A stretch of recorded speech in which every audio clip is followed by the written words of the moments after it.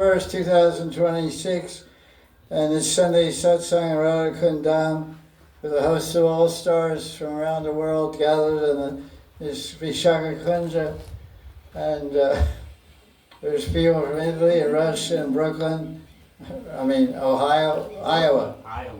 Iowa. That's a famous Indian tribe. Where'd you get Brooklyn? I guess. Yeah, Iowa. American Indian. And they were pretty cool guys. And this guy's a descendant. Blackfoot. Oh, Blackfoot was. Yeah, I actually am descended from Blackfoot. Oh, shoot, I better be careful. Northern Iowa. Anyway. It makes me think of Krishna's foot, so it's nice. Yeah, on your head, right? Yes. Okay, that's perfect. Yeah. That's desirable for everyone. So we're reading from Bhakti Sandarbha by Jiva Goswami, translated and commented by Sri Satyanarayana Das Babaji Maharaj from Vrindavan Jiva Institute.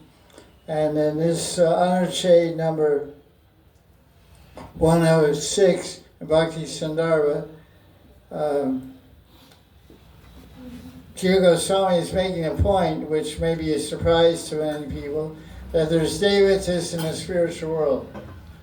Devatas like Ganesh and Shiva, and Brahma and Indra, Varuna, Vayu, Agni, all the devatas that are controlling the material world also have spiritual bodies in the spiritual world of Vrindavan and Vaikuntha.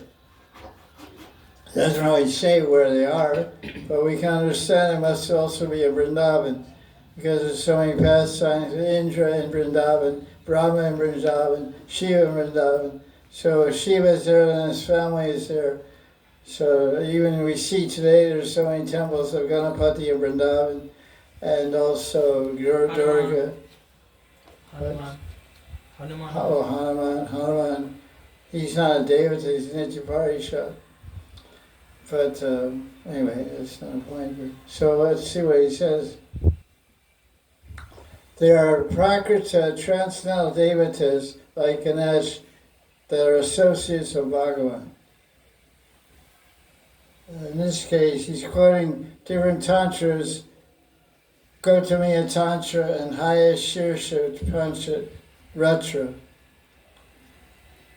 These devatas in the spiritual world are pure devotees and eternal associates of Bhagavan in his spiritual abode. That's nice. While offering oblations or offering of respects to a devata, a Vaishnava should regard them as Krishna's vibhutis. What does that mean, vibhuti? Expansion. Means his expansions, his powers, representing different powers of Krishna. Expansion personified as personified powers, vibhuti. Not as independent devatas. Although Vaishnava has no need to follow Varnashram Dharma, which includes worship of so many devatas. Oh, that's another point. Okay. Even great devotees like King Yudhishthira perform Rajasuya sacrifice, and thus worship the devatas as vibhutis of Krishna. He worshipped them exclusively to please Krishna, not for the sake of the devas themselves. So when we go in a Shiva temple, we worship Devata of Shiva or Ganapati, we're doing it to please Krishna because they're all parts of Krishna, not as separate puja to Shiva or Ganapati to get some material benefit or get some reward or some gift. Because everything and anything we want, we get directly from Krishna. Gochatre Varnam Tata. Siddhama surrender is depend on Krishna for everything. He's the maintainer. Gochatre Varnam Tata. Accept that Krishna Bhagavan is maintaining us and giving us everything we need. Yogakshemam Mahamyam. Yogakshemam Mahamyam means Krishna personally carries and distributes and gives to those whatever they need, whatever they want. Let's see what entry we have here. Gurudev? Yeah. In this entry only, Jiva Goswami Pad is saying, means Satyananda Das Babaji Maharaj is mentioning that these devatas are pure devotees and eternal associates of Bhagavan in his spiritual abode. So, whoever devatas we see, there are amshis of those personalities here. Like this sun is that sun. Well, just like we're in the material world. Okay. We have material bodies. But we also have spiritual bodies in the spiritual world. So the devatas in the material world also have material bodies. They don't have spiritual bodies. But they have spiritual bodies in the spiritual world. Just like Indra has a subtle, his body is very subtle. As you go higher in the planetary region, the bodies are more subtle. Ours are made of earth and 75% water, 25%, whatever else, earth and etc. Like Brahma's body is only made of buddhi and ego. But Indra's body is made of Rajagun, so it's some more air element and fire and some different elements like that. So the bodies have different percentage of the 5 elements: earth, water, fire, ether, ego, etc. So, So when we worship these devatas, we should worship those devatas who are in the spiritual world. They are worshipping them like a Murti of Krishna. It looks like it's made of marble or brass or wood, but we don't worship as marble, brass, or wood. We worship as spiritual. It's Krishna, personal presence of the spirituality of Krishna. So Shiva Murti is a linga, it's a stone. We worship as Shiva in Vaikuntha. So does Shiva, you can say. Or we go to some Durga temple, we worship Durga as her spiritual form in the Vaikuntha. Durga's there, Shiva's there, Ganapati's there, Indra's there. So that's our mentality. Because mentality and bhava determines the result of your puja. Yeah, yes. It's an offense to think that the Murti is material. Archamurti is a prakriti. In Srimad Bhagavatam, it talks about 5 spiritual manifestations of Bhagavan. One is Bhagavan, one is Archamurti, one is Paramatma, etc. One, Vaibhav Prakash, those different expansion of Krishna. So one of the 5 expansions of Krishna is Paramatma, and the 5th one is Archamurti. They're all spiritual, all transcendental. It's an offense to think otherwise. So, same goes for the devatas. We worship them as spiritual personalities, the eternal associates of Krishna. Because generally Krishna only has leelas with his associates. Even think all these guys, Bakasura, all these guys are in the spiritual world also. All the suras and asuras in Krishna are all in the spiritual world. And because when he comes here, he brings all his associates with to play and picks up a few new ones.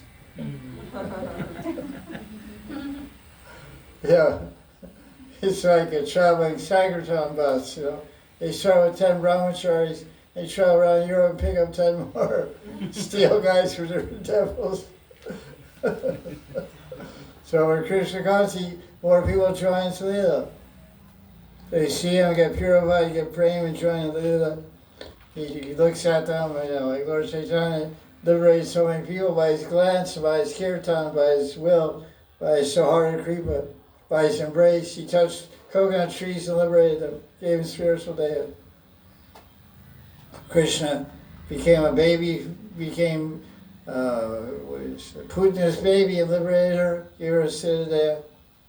So different ways to any contact with Krishna. You have to join the Leela. Typhoid Mary. There was somebody in Europe or England or America or somewhere called Typhoid Mary. She had typhoid and she was a prostitute or something like that. She was a carrier, so she never got sick from it. That was the problem. Yeah, carrier. How she spread it? Well, Should just be should just be her husband gets it. Unless she has some other husband. How was the story? just that she was a prostitute that gave a lot of people typhoid because Yeah, that's what I understood. She was a prostitute. yeah, and she Straighten up, girls. she gave it away because she never got ill from it. She just carried it. So she got a lot of people sick and a lot of people died from it. That's what you get for fooling around. Yeah, that was kind of like a lesson in it. Typhoid Mary. So Krishna is not exactly like Typhoid Mary. But anybody gets connected with him, gets it, he falls into the Leela eternally.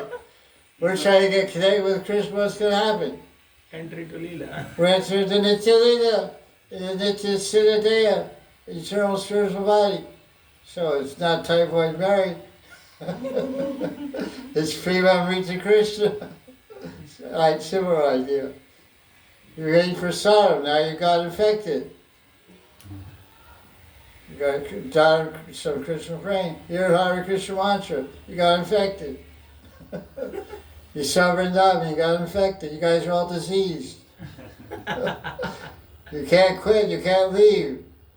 You're going to die, it's going to kill you. Haribo! Rishwas is going to kill you, you're going to die in Vrindavan. It's good luck. We hope we do, we pray we do. So Jiva Goswami says that Padma describes Sri Upasana. People worship the sun only to please Krishna. Of course, Krishna has a form expanded, living on the sun called Surya Narayan. There's Surya Dev and there's Surya Narayan, both are living on the sun planet. Surya Dev is worshipping Surya Narayan. Just like Krishna, Vasudeva Krishna is worshipping Narayan in Nandagram. Where? Vasudeva Krishna is worshipping Surya Narayan in Nandagram. Where? Right. Yeah. In his father's temple room. His father has a murti of Lakshmi Narayan. And Krishna worships every day, chants mantras in front of him. Nara, Nara, Nara, Nara, Nara, Nara, Ra, Ra, Ra. It starts out Nara, Ra, but when he hears Ra, Nara, Ra, Nara, Ra, Ra, Da, Ra, Da. Oh, you show. Hey, Lala, hey, Vatsa, you finished your mantra? Oh, yeah. Nara, Nara, Nara, Nara. So that's going on there. Let's go on here. Okay, 594. Hey, Davis, forgive me for making an offense if I did. Sorry about that. I finished that topic of offenses and respect. I guess if you have enough respect, you don't make any offenses. So let's see what he said.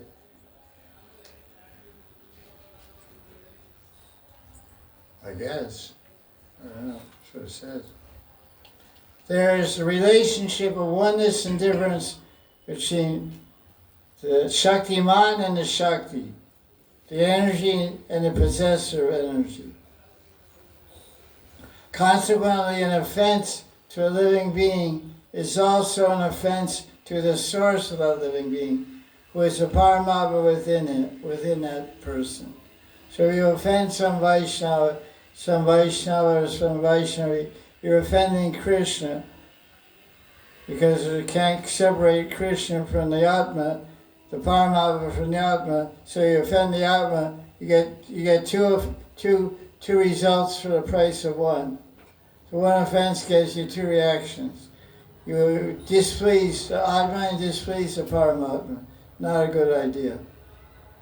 For this reason, Chaitanya Mahaprabhu advised all sincere sadhakas to have a respect to all beings. Manadena.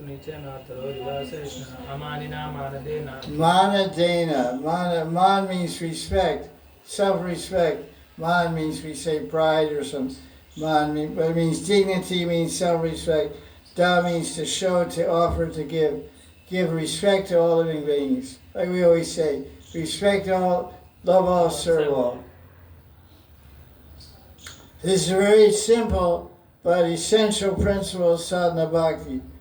Progress in bhakti is blocked and impeded solely due to offenses. One of the primary causes for committing offenses is pride. which arises from misidentifying with the body. I am big, I am great, I am smart. You're stupid. Bad situation to get into. Okay, let's see, there's another thing here. 607.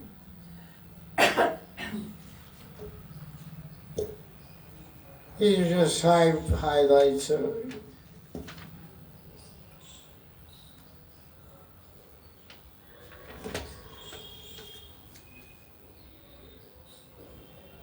Bhakti and worship are meant exclusively for Bhagavan, Vishnu, or Krishna. However, devatas should never be disrespected. We should think of them as Vaishnavas, as seats of Krishna's power. They're manifestations of Krishna's vibhuti, opulence.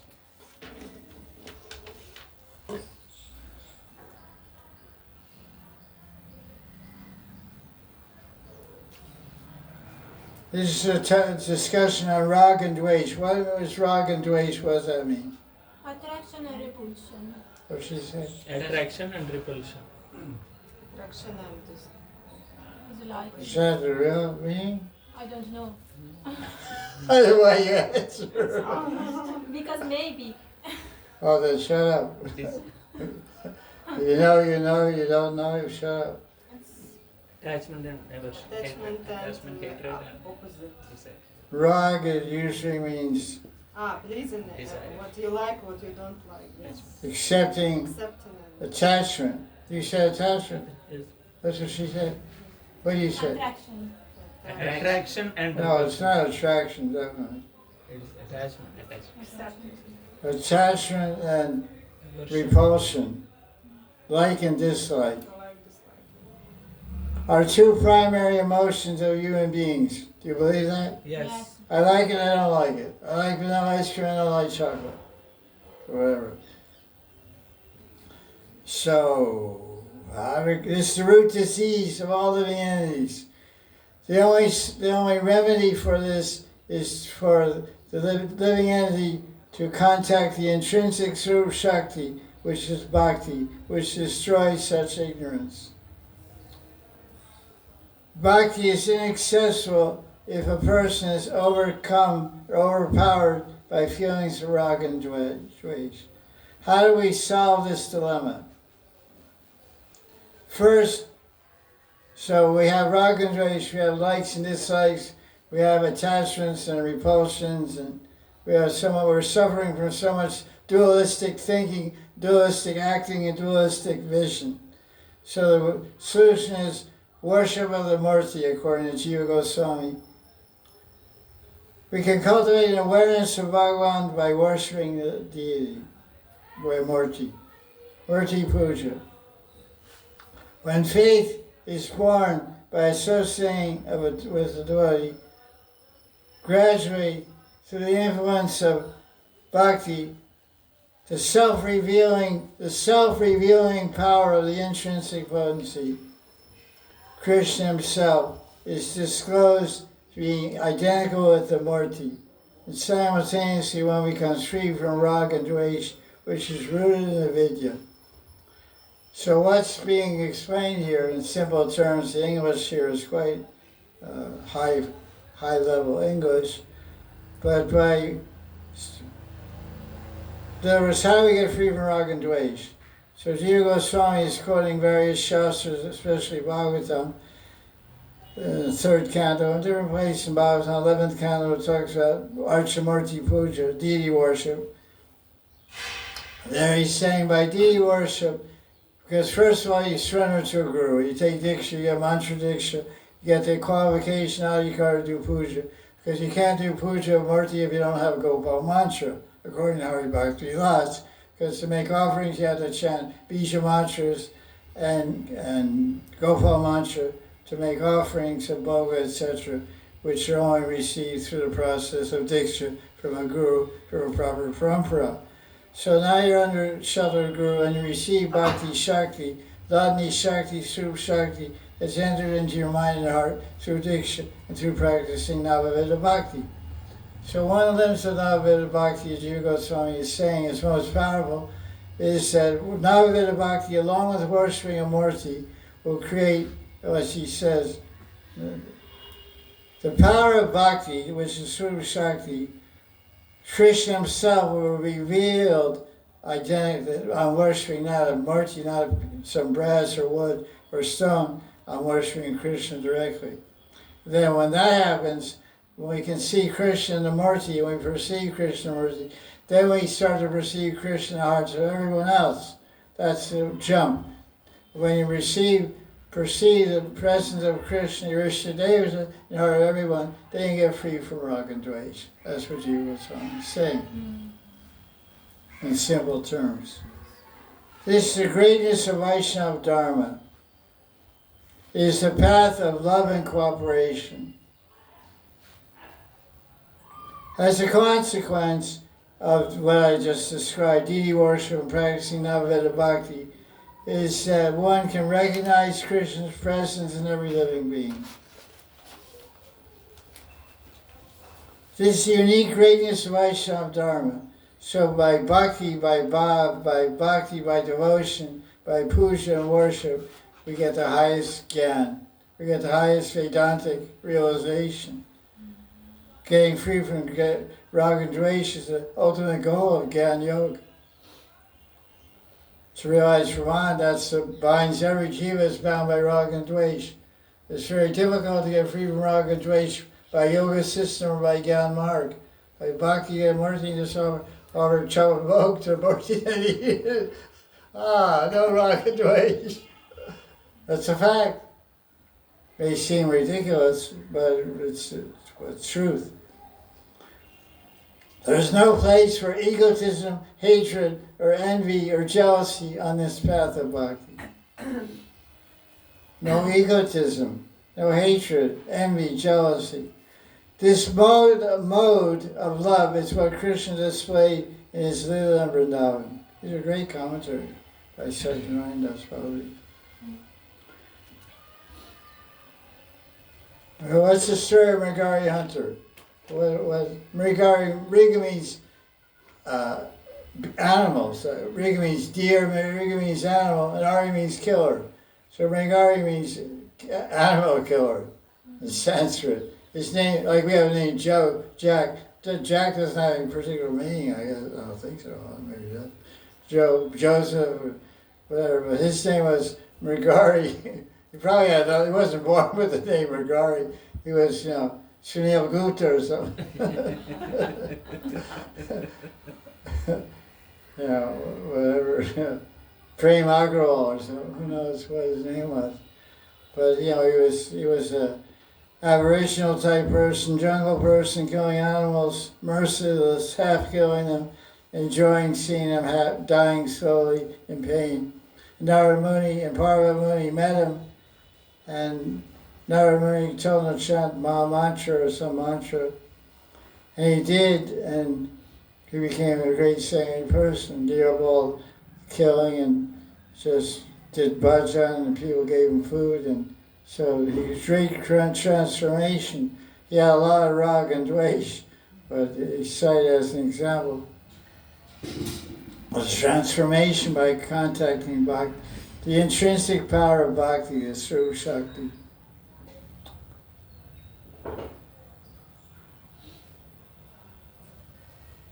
Of all varieties of human beings, a hunter is especially cruel.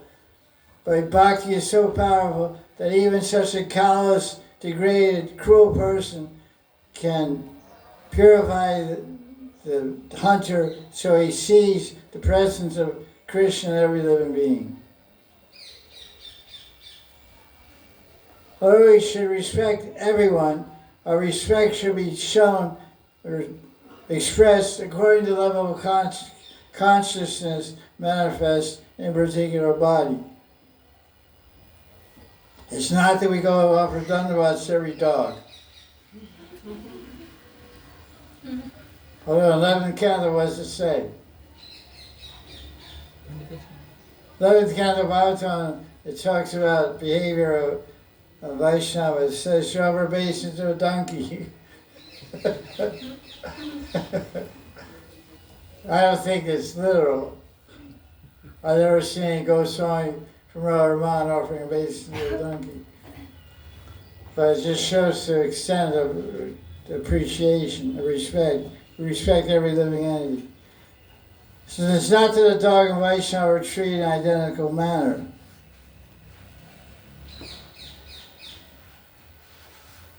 But then he makes a nice comment. In our modern, politically correct social milieu, there is a prevalent view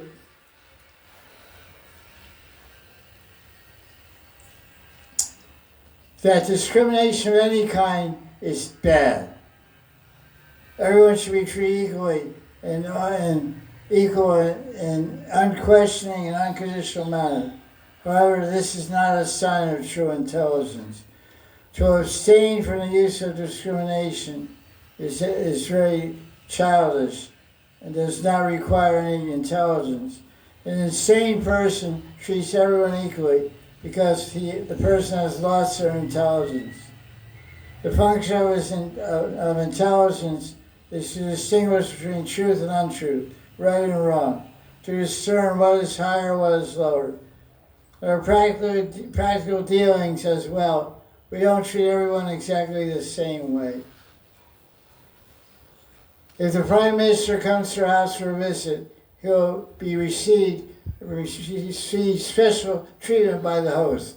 This is normal, reasonable conduct that is commonly subscribed to. Because, it's not all one. So a lot of simple people, stupid people, think everything's equal. It's not a sign of spiritual consciousness or intelligence. What else we got here? 608, 616.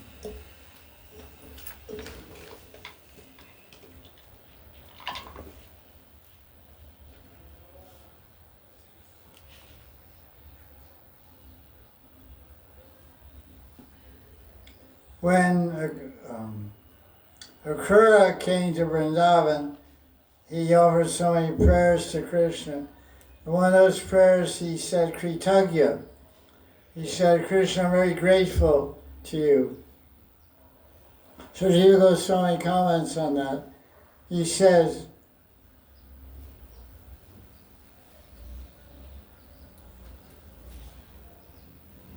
generally a junior feels grateful to a senior when they get rewarded or get recognized or get appreciated by a senior.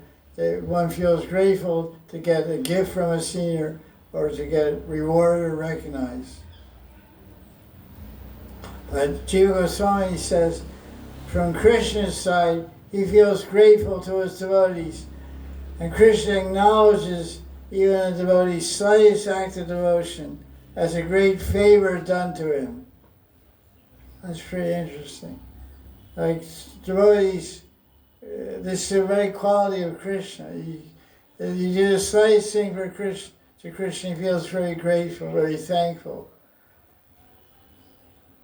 I remember once one person was commenting about some devotee from Vrindavan, and there was in their biography of one great Vaishnava from Vrindavan, and they were interviewing different people that knew this Vaishnava, and they were living with him for some time.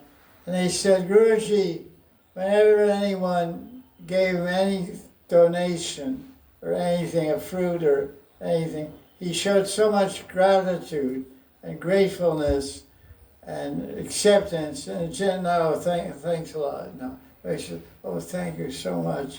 So you work so hard to get this, and you want to give it for the service of Krishna in the temple. I'm so thankful to you.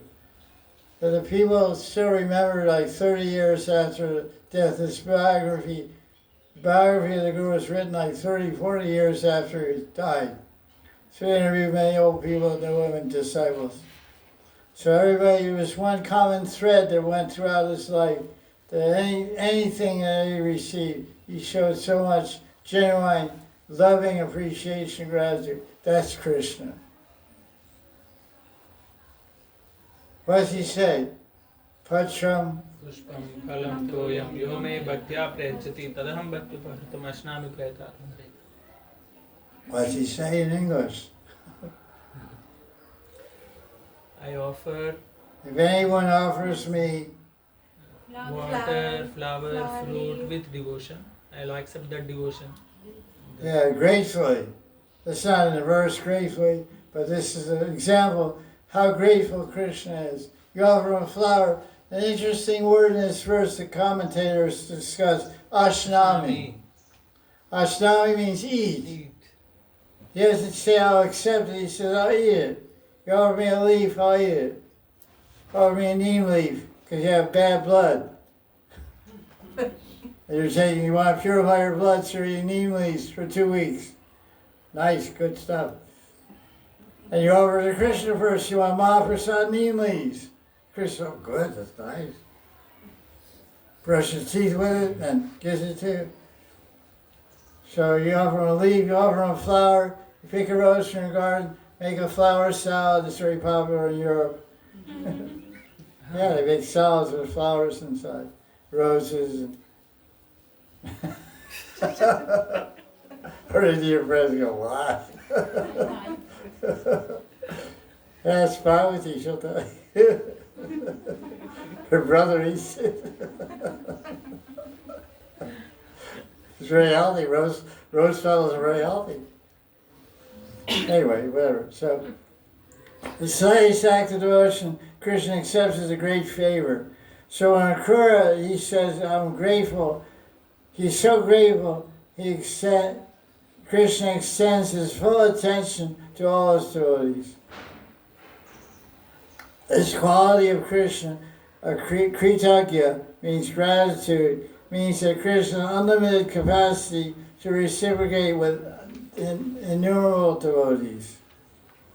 So even little old me, we're a little bhakt, a little devotee, little dasi, little das, running around the earth planet, millions of miles away from the Lord Vrindavan. But Krishna is watching us and accepting our seva with gratitude. He won't forget. Like one time Prabhupada gave a lecture, he said, you may, because they were talking about death and remembering Krishna. Because in Bhagavad Gita 8 chapter 6 verse, Krishna says, Yam yam vapi smaran bhavam Chacha janti kaleram tam tam evaiti tantya sada tad bhava bhavita. Krishna talks about remembering me at the time of death. And so they're always asking Prabhupada, a lot of people die and they don't have any memory, they don't have any functional senses, their memory's not working, their voice is not working, their ears shut down, their voice shuts down. Death is not too functional time. Nothing going on too much except the soul's leaving the body. Soul's no longer directing the body, soul's no longer operating the body. The soul and the super soul have a different mission at the time of death, to leave the body. So the body is neglected and ignored, so it's impossible practically to chant or to hear or speak or anything. So how are we supposed to remember? So Prabhupada gave a very interesting answer.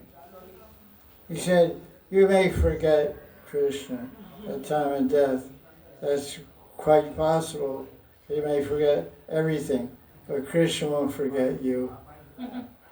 So that was very touching, very loving, and very true also.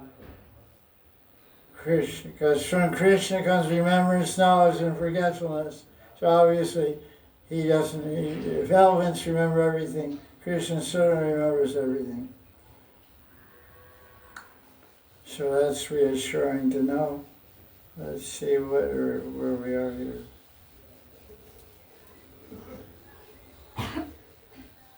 $6:15. I know there is 6:15. 6:13. I read that.